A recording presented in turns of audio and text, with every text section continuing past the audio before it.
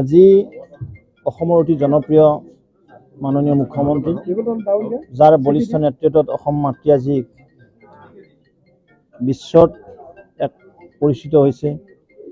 দেশ বিদেশত সমাদৰ লাভ কৰিবলৈ সক্ষম হৈছে। যাৰ বলিষ্ঠ নেতৃত্বত সেইজনা মহান নেতা পৰম শ্ৰদ্ধেয় ডক্টৰ হিমন্ত বিশ্ব শৰ্মা ডাঙৰীয়াৰ আজি উপজা দিন। এই উপজা দিন উপলক্ষে প্ৰথমে আমি তেখেতক আন্তৰিক শুভেচ্ছা জনাইছোঁ, প্ৰভু সন্তোষৰ প্ৰাৰ্থনা জনাইছোঁ, তেখেতৰ মংগল হওক, তেখেতে আৰু শক্তিবন্ত হৈ এইখন ৰাজ্যক এইখন দেশক সেৱা কৰক। আৰু সেই নিমিত্তে আজি আমাৰ ভাৰতীয় জনতা পাৰ্টিও লগতে আমাৰ সন্মানৰ ৰাইজসকল ওলাই আছে, তেখেতক ভালপোৱা সকল ওলাই আছে, তেখেতৰ শুভাকাংক্ষীসকল ওলাই আছে, তেখেতৰ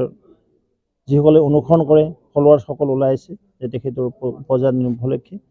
আমি দুৰ্গত লোকক সহায় কৰিব লাগে, আমি সেৱা দিৱস হিচাপে মানিছোঁ আজি। আৰু সেই নিমিত্তে